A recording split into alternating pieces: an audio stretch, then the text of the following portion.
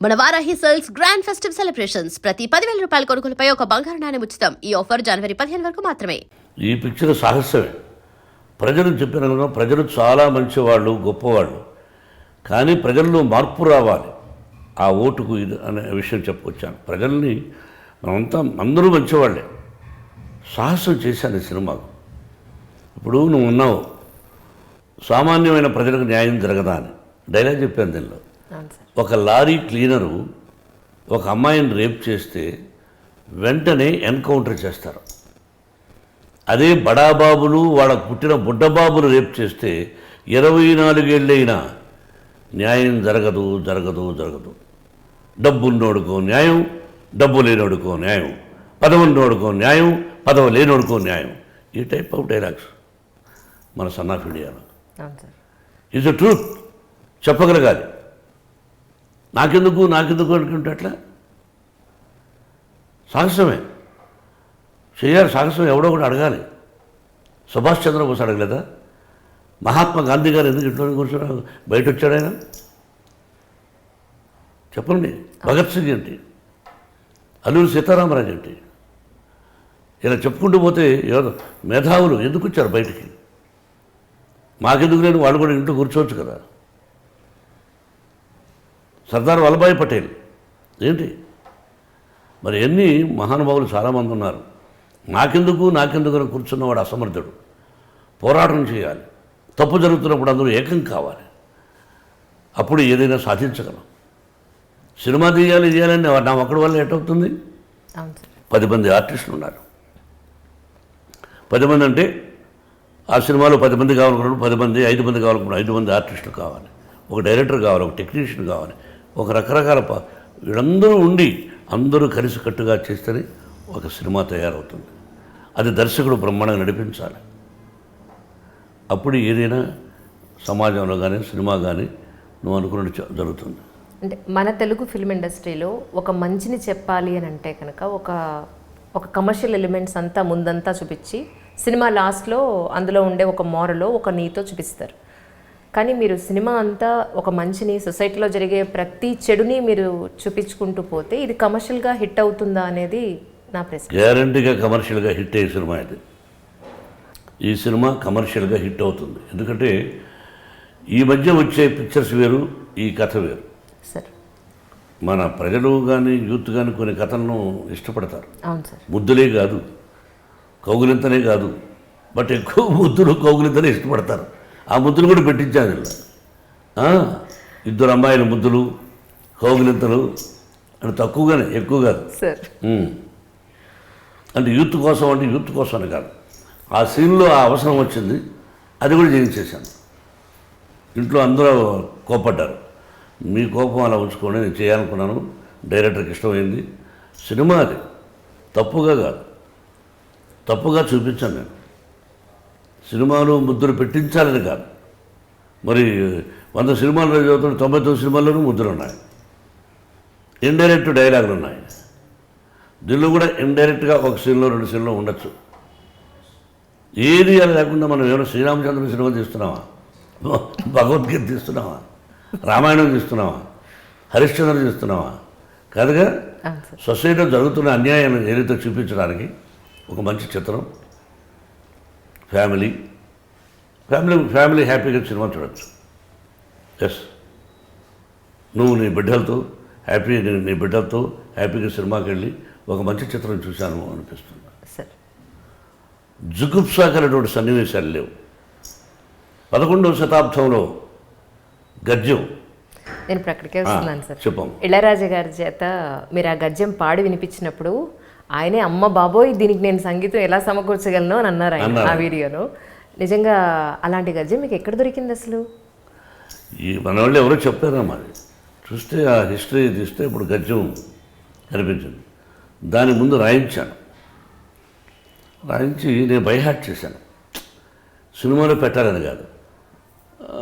జయ జయ మహావీర, జయ జయ మహావీర, మహాధీర ధౌరేయ, దేవాసుర సమర సమయ సముదిత నిఖిల నిర్జర నిర్ధారిక నిర్వధ మహాత్య, దశవదన దమిత దైవత పరిషద్ అభ్యర్థిత దాశరథి భావ, దినకర కుల కమర దివాకర, ఇట్లా ప్రాక్టీస్ చేశాను.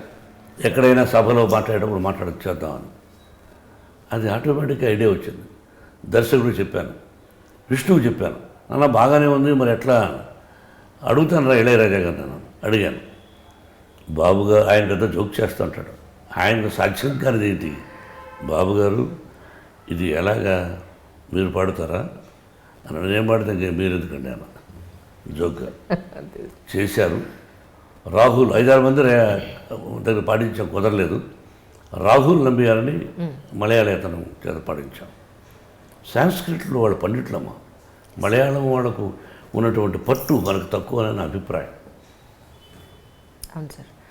కానీ ఫిల్మ్ ఇండస్ట్రీలో ఎన్నో పేజీల గ్రాంధికంలో లేదంటే ఇప్పటి ప్రజెంట్ వాడుక భాషలో ఉన్న డైలాగ్స్ సింగిల్ టేక్లో చెప్పగలిగే వాళ్ళు, ధారాళంగా తెలుగు అటు గ్రాంధికం మాట్లాడగలిగే వాళ్ళు అతి తక్కువ మందిలో ఎన్టీ రామారావు గారు, తర్వాత మీరు, మీ కుటుంబ సభ్యులు వరుస పెట్టి చూస్తే ఆ డైలాగ్స్ని కొంతమంది మాత్రమే చెప్పగలరు అనే గొప్ప పేరు సంపాదించుకున్నారు. నిజంగా సచ్ ఏ లెజెండరీ పర్సన్. అది ప్రజలు ఇచ్చినటువంటి ఆశీస్సులు, ప్రజలు నాకు ఇచ్చారా చెప్పగలిగేదానికి స్ఫూర్తి చాలామంది ఉన్నారు. అది ప్రాక్టీస్ చేశాను. డైలాగ్ చెప్పలేమన్నారు, చెప్పగలిగాను. భాష తెలియదన్నారు, భాష తెలుసు అన్నాను.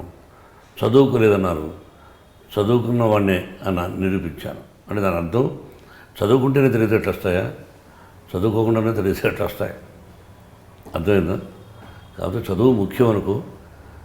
ఆ విధంగా భాష మీద కమాండ్ తెచ్చుకోవాలనుకొని ప్రాక్టీస్ చేశాను. సినిమా గురించి మాత్రమే అని నన్ను రిస్ట్రిక్ట్ చేసేసారు. కానీ యాక్చువల్లీ నేను నా ఇంటర్వ్యూలో మోహన్ బాబు గారిని ఎలా చూపించాలనుకున్నానంటే, ఈ రోజున మోహన్ బాబు గారు అందరికీ తెలుసు. ఎన్నో విద్యా సంస్థలు ఉన్నాయి, లేదంటే ఇంత సంపాదించారు, పిల్లలు ఇంత సెటిల్ అయ్యారు.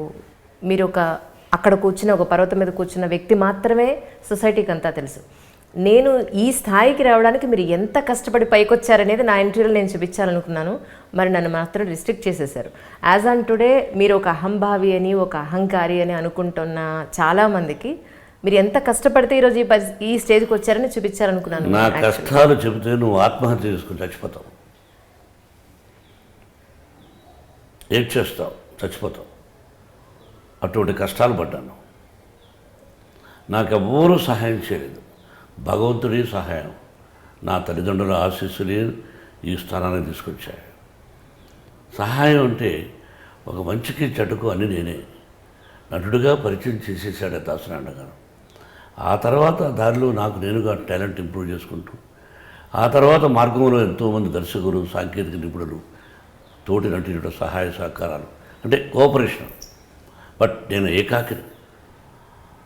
నేను 10 మందికి సహాయం చేస్తూ ఉంటాను, నాకెవరు సహాయం చేయరు. ఒక గొప్ప ఋషి ఇంటికి వచ్చారు. ఆయన ఆకులు అట్లా అంటే పళ్ళు అరగదంటుండే ఆయన. అటువంటి గొప్ప వ్యక్తి ఋషి ఇంటికి వచ్చి హిమాలయాల దగ్గర నుంచి అలా కూర్చొని మౌనంగా మీకు ఎవరూ లేరు అన్నాడు. ఏకాకి మీరు అన్నాడు. కొన్ని సంవత్సరాల ముందు. ఎలా సార్ మీరున్నారు, ఏం చూసి వచ్చారు నా దగ్గరికి? ఆ భగవంతుడు ఉన్నాడు, నా తల్లిదండ్రులు ఉన్నారు, వాళ్ళ ఆశీస్సులే నన్ను నడిపిస్తున్నాయి, మీరు ఆశీస్సులు అందజేయండి చాలు అన్నాను. అలాగే పోరాటం.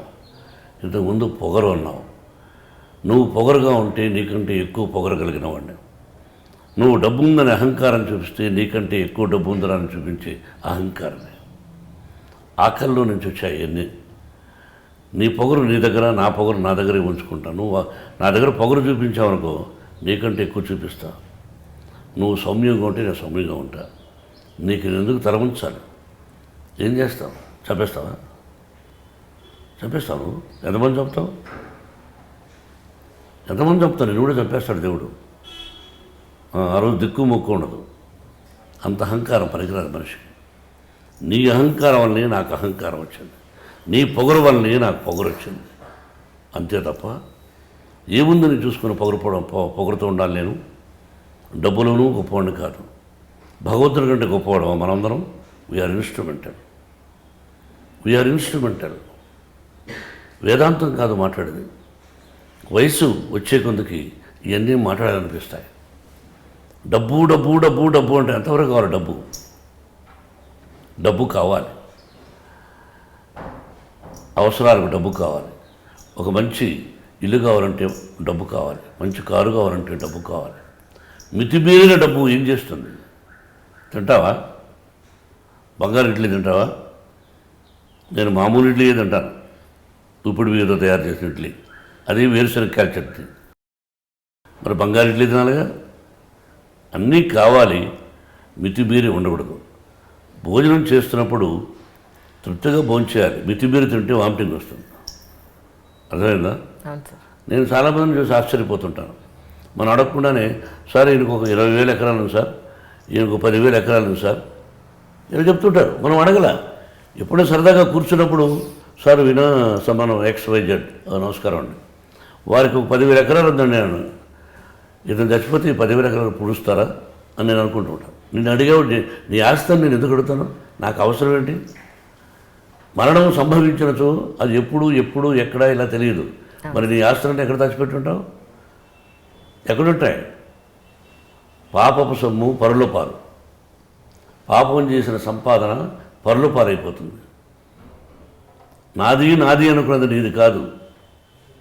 అన్నీ అబ్జర్వ్ చేస్తున్నాడు. ఇప్పుడు మనందరం మాట్లాడేది కూడా ఈ టైంలో ఇలా కలవాలనే భగవంతుని నిర్ణయం ఉన్నాయి.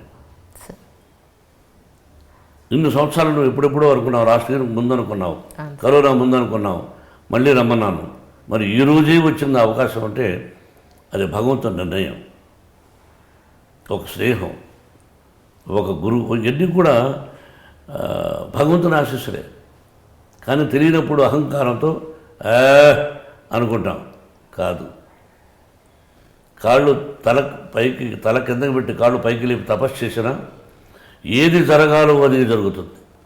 ఎప్పుడు జరగాలో అప్పుడే జరుగుతుంది. కానున్నది కాకమానదు, జరగనున్నది జరగకమానదు, పోనున్నది పోకమానదు. ఇది తెలుసుకుంటే ఎదుటి వాడికి అపకారం చేయకుండా ఉంటాడు. That's all. నా జీవితంలో వీలైనంత వరకు ఎదుటి వాడికి అపకారం చేయకూడదు.